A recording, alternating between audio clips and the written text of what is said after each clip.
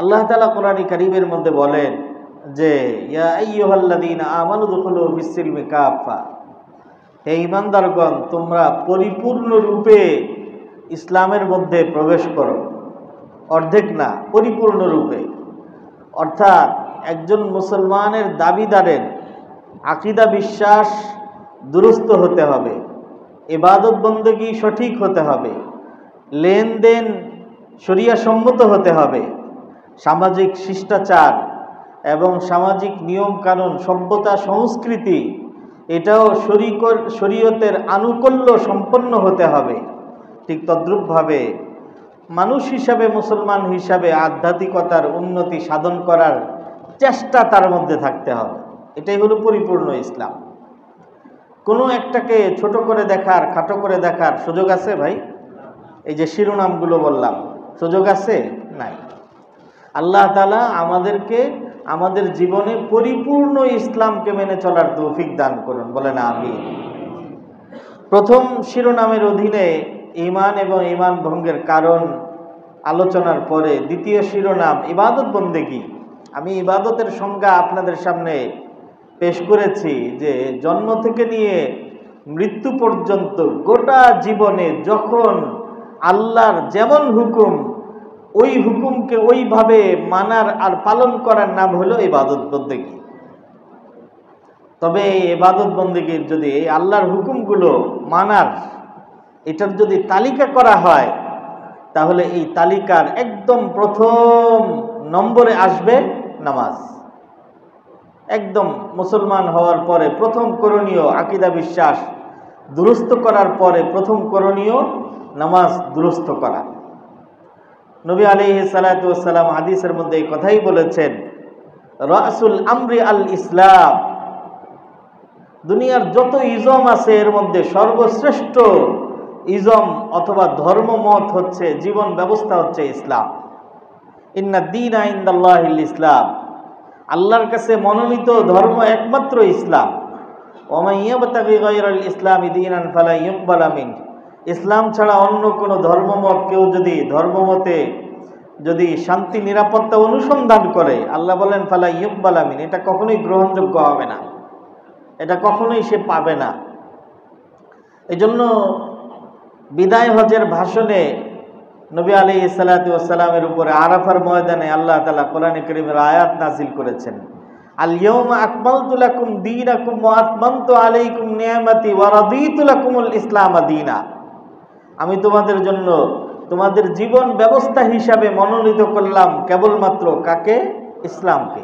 ওয়া রাদিতু, আমি মনোনীত করলাম তোমাদের জন্য জীবন দীনা, জীবন ব্যবস্থা হিসাবে কেবলমাত্র ইসলামকে। তো আমি বলছিলাম যে সবকিছুর শ্রেষ্ঠ তো ইসলাম, আর ইসলামের মধ্যে শ্রেষ্ঠ কি? সাহাবায়ে কেরাম জিজ্ঞাসা করছেন, ইয়া রাসূলুল্লাহ আইয়ুল ইসলামি আফজল, ইসলামের মধ্যে সর্বশ্রেষ্ঠ আমলটার নাম কি? আইয়ুল ইসলামি আফজল, ইসলামের সর্বশ্রেষ্ঠ আমলটার নাম কি? নবী আলাইহিস সালাতু ওয়াস সালাম জবাব দিয়েছেন, as-সালাতু লিওয়াক্তিহা, ইসলামের সর্বশ্রেষ্ঠ আমলের নাম হলো সময় মতো নামাজ আদায় করা।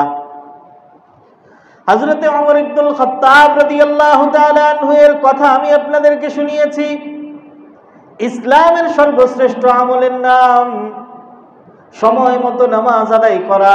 এই জন্যই হযরত ওমর বলেন যে যার নামাজ দুরস্ত তার গোটা দিন দুরস্ত এবং সঠিক, আর যার নামাজ সঠিক নয় তার বাকি ধর্মীয় কাজকর্মের অবস্থা আরো খারাপ। মান হাফিযাহা ওয়া হাফাযা আলাইহা হাফিযা দীনাহু, যার নামাজ সংরক্ষিত হয়ে গেল, নামাজ ঠিক হয়ে গেল, হাফিযা দীনাহু, গোটা ইসলাম এবং দিন কেমন যেন তার ঠিক হয়ে গেল, মানে পথ তৈরি হয়ে গেল। শুধু নামাজের দ্বারাই সব হয়ে যাবে না, এর অর্থ হলো পথ তৈরি হয়ে যাওয়া, বাকিগুলো সহজ হয়ে যাওয়া। ওমান যায়্যাহা, আর যে ব্যক্তি নামাজকে নষ্ট করে দেয়, ফাহুয়া লিমা সিওয়াহা আজিয়া, নামাজ ছাড়া বাকি যে আমলগুলো আছে সেই ব্যাপারে আরো বেশি গাফলাত এবং বেপরোয়াইয়ের শিকার হবে সে। আল্লাহ তাআলা আমাদেরকে হেফাজত করুন, বলেন আমিন। উলামায়ে কেরাম নামাজের একটা নুকতা বয়ান করেছেন কোরআনে কারীমের আয়াত থেকে সূরা বনী ইসরাঈলের মধ্যে আল্লাহ তাআলা বলেন, আলাম তারা আন্নাল্লাহা ইউসাব্বিহু লাহু মান ফিস সামাওয়াতি ওয়াল আরদি ওয়াত তায়রু সাফফাত কুল্লুন ক্বাদ আলিমা সালাতাহু ওয়া তাসবিহাহু ওয়াল্লাহু আলিমুম বিমা ইয়াফআলুন।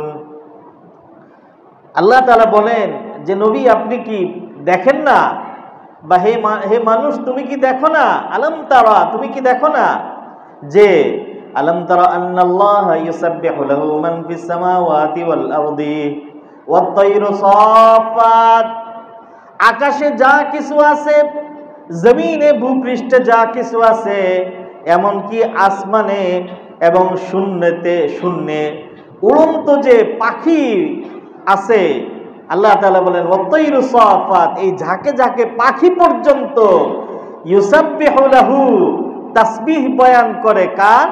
আল্লাহ।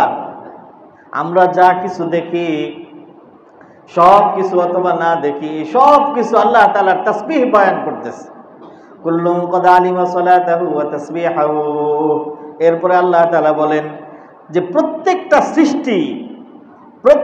সৃষ্টি গরু ছাগল মহিষ ভেড়া দুম্বা বাঘ ভল্লুক সাপ আর আকাশের উড়ন্ত পাখি যাই বলি, আল্লাহ বলেন প্রত্যেকটা সৃষ্টি আলিমা সে জানে সালাতাহু কিভাবে তার নামাজ আদায় করতে হবে, ওয়া তাসবিহাহু কিভাবে তার তাসবিহ আদায় করতে হবে।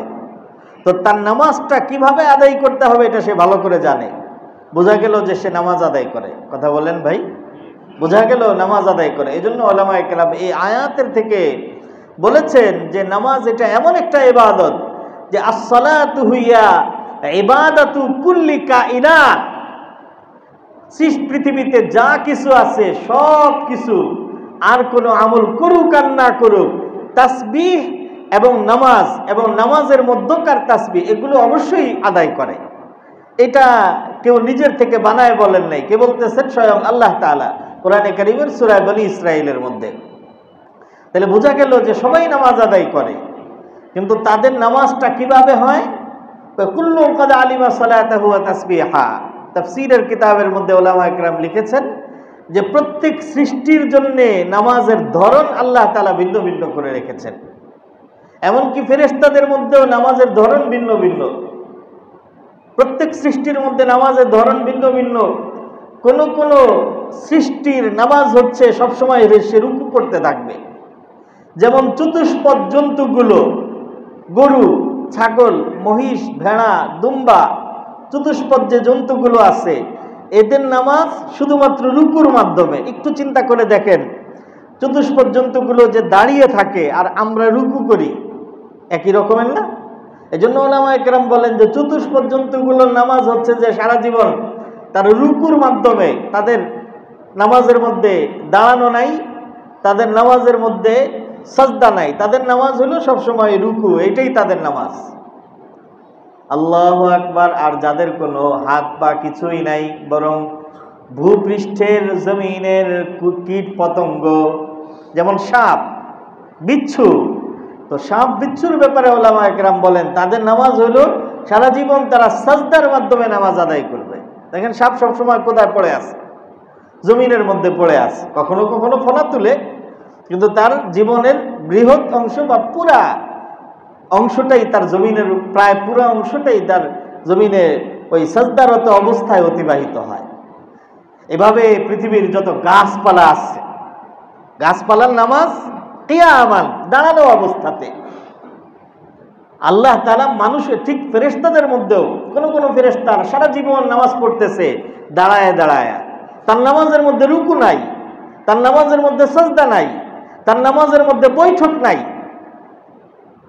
কোন ফেরেশতা নামাজ পড়তেছেন, ফেরেশতাদের কোনো একটা জামাত সারা জীবন রুকু অবস্থায়, কোন জামাত সারা জীবন বৈঠক অবস্থায়, কোন জামাত সারা জীবন সাজদারত অবস্থাতে। উলামায়ে কেরাম বলেন যে এটা মানুষের বৈশিষ্ট্য, উম্মতে মুহাম্মাদিয়ার বৈশিষ্ট্য, যে আল্লাহ তাআলা উম্মতে মুহাম্মাদিয়াকে কমপ্লিট প্যাকেজের একটা নামাজ দান করেছেন। এই নামাজের মধ্যে তাকবীর আছে, এই নামাজের মধ্যে তাসবিহ আছে, এই নামাজের মধ্যে তাহলিল আছে, এই নামাজের মধ্যে কিরাত আছে, এই নামাজের মধ্যে কিয়াম আছে, এই নামাজের মধ্যে রুকু আছে, বৈঠক আছে, সাজদা আছে, অবশেষে সালাম ফেরানোর মাধ্যমে এই নামাজের আল্লাহ তাআলা একটা পরিপূর্ণ নামাজের সমাপ্তি দান করেছেন। সুবহানাল্লাহ। এই পরিপূর্ণ নামাজ, কমপ্লিট নামাজ না ফেরেশতারা পেয়েছেন, না কোনো সৃষ্টির অন্য কোনো জাতি পেয়েছে, শুধুমাত্র আল্লাহ তাআলা মানুষকে এই পরিপূর্ণ নামাজ দান করেছেন।